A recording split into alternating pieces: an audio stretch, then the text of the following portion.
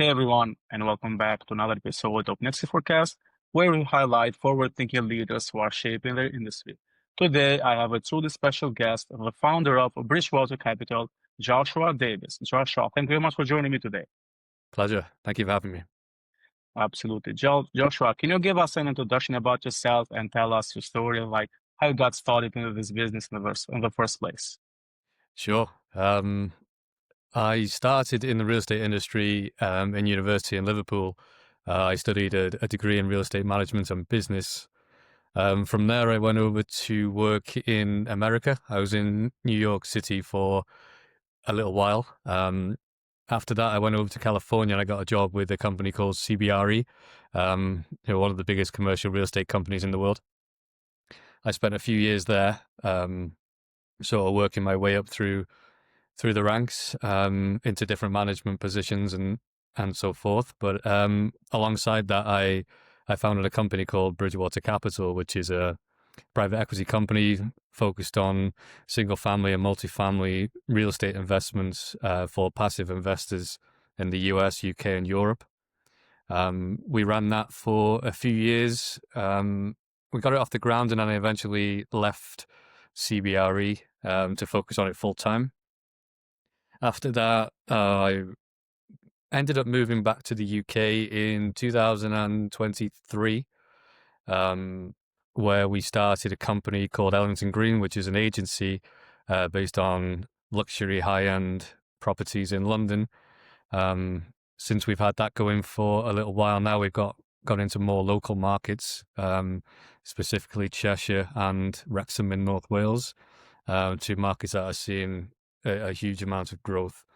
And then we have recently just launched Vacay, which is a short-term and mid-term rental management company where we're in growth mode at the moment and looking to onboard more and more clients for our short-term rental business. So yeah, in a nutshell, that's it. Awesome. Seems like you have a lot going on, I can say. Yeah. Yeah, we're busy, but that's the way we like it. Yeah, great. I like that too. So, as you mentioned, you studied real estate management and business in Liverpool and then jumped in CBRE in the US. Can you walk us through that journey and how it shaped the way you look at the real estate today? Yeah. I mean, Liverpool John Moores University was a fantastic experience. I learned a lot, but I'm a true believer that you don't really learn until you're in the real world doing the job. So I got a job with CBRE, and I was lucky enough to have really fantastic mentors and managers. They were highly experienced, but they gave me a lot of leeway to run my own funds and take on my own clients. And yeah, we did that for quite a few years, and I will be forever grateful to CBRE and my mentors for that experience. And it just teaches you the right way, Yeah. from handling clients, investor relations to finance to underwriting deals. I spent around 6 years at CBRE, and I probably have 25 years worth of knowledge just in those Yeah. 6 years because of those mentors. So yeah, Yeah, of course. incredibly grateful for the opportunities. Awesome. And what was the moment you decided I'm going to start my own private equity and real estate business? It was actually talking to one of my clients at CBRE. We had a lunch. He was an extremely high net worth individual, and we were discussing sort of real estate and business and life just over lunch. And he told me that you'll never make real money working for someone else.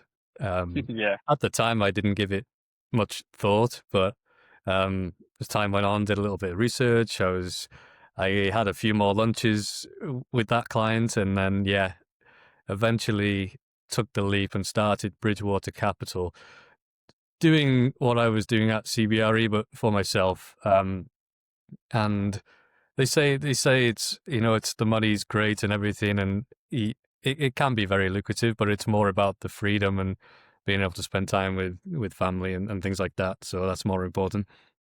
Yeah, yeah, nice. I like it. And how do you balance to work on all of these companies and also have like a social, I can say, life and also time to spend time with your family as you mentioned yourself?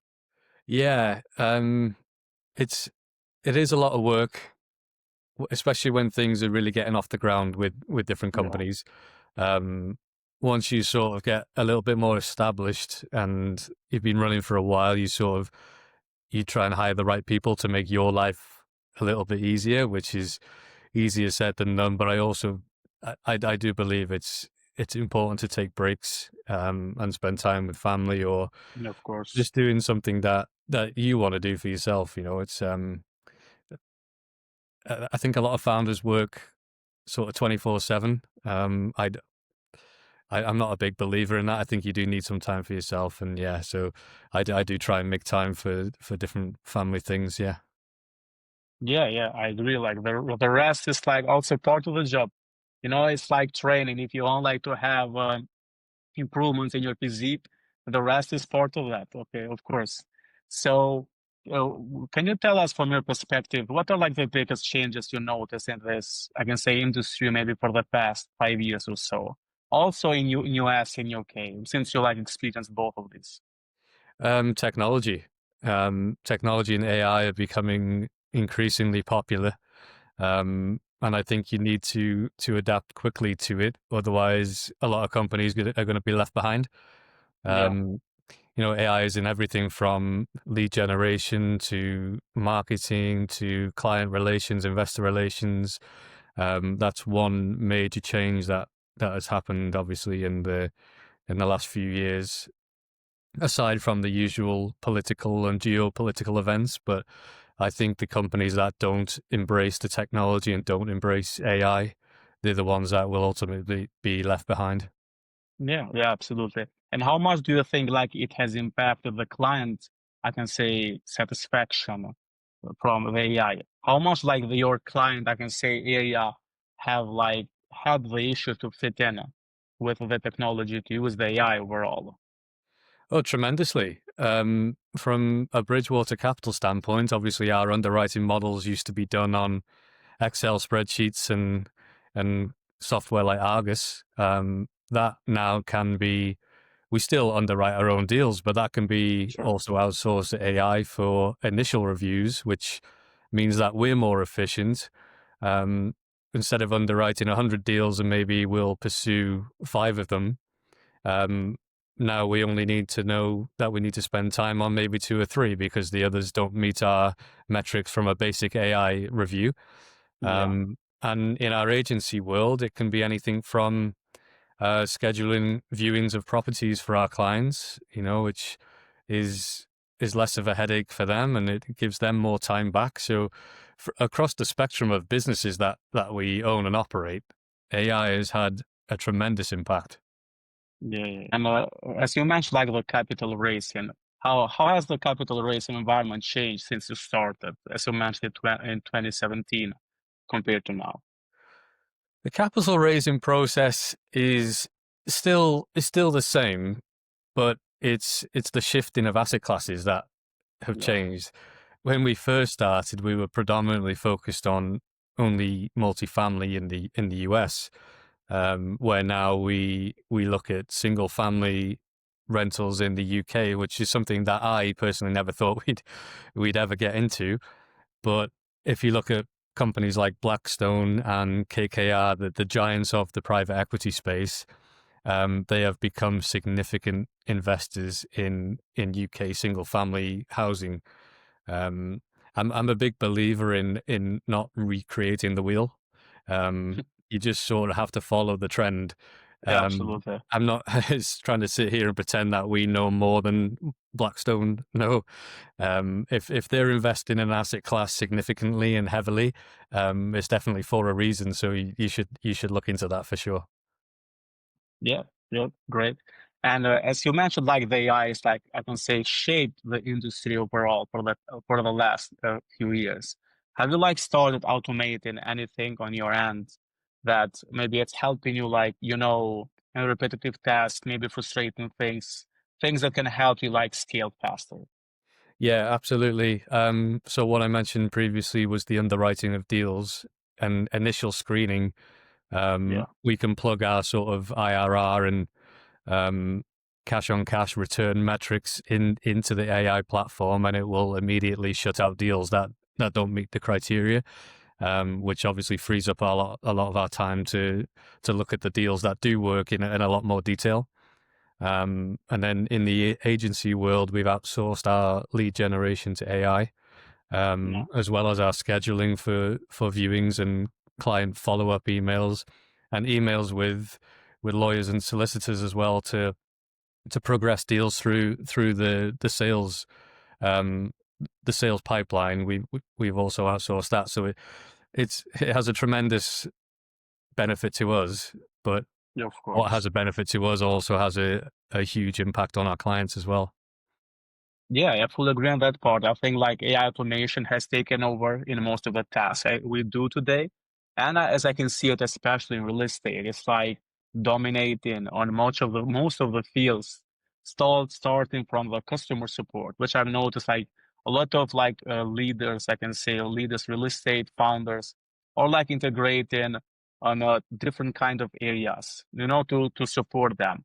And all of these, as you mentioned, also they are like including in client support, because based on things I've seen, like one of the biggest pain point I can say, or the biggest things that is losing clients for real estate is time, because in me as a customer or maybe a potential client of you, if I'm reaching out to any client, to any company for your services, and I don't get back a response, let's say within 10 or 10 minutes, I'm gone. I will go to the next one on the list because time is precious in today. And like with AI integrated in, let's say, on websites, in your WhatsApp, Instagram, Facebook, and all of these channels, the client can get like an instant feedback, I can say, or an instant reply from the AI. So now the client is happy. He doesn't have to wait, let's say, for 10 minutes or 15 minutes, or maybe sometimes it goes with hours with a response. It will get like the answers he asked to. And also the good thing is that the AI is also qualifying that lead. So you as a founder, your team, your agents doesn't have like to stay in front of the desk, like and talk to maybe to a potential client for 2 hours, try to qualify it, and maybe in the end he wasn't the right fit.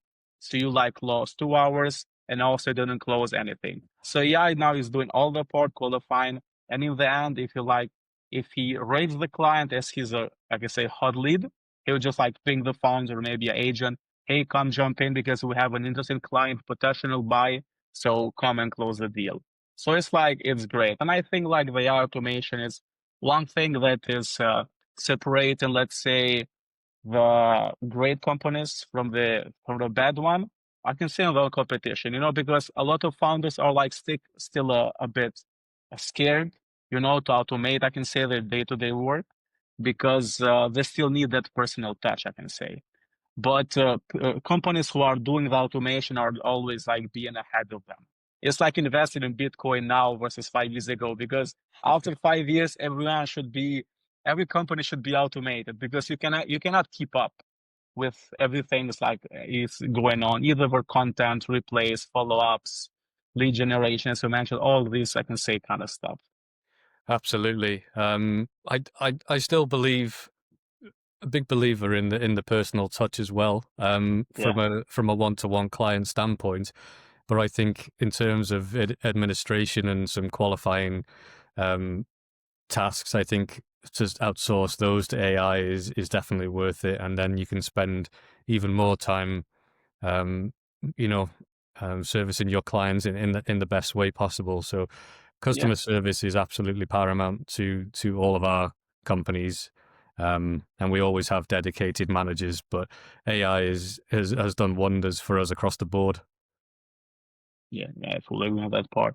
And what are some, I can say, challenges or operational challenges that you would maybe want to automate, let's say? You mentioned a lot of automation that you have done, but what are some things that you think can be done better?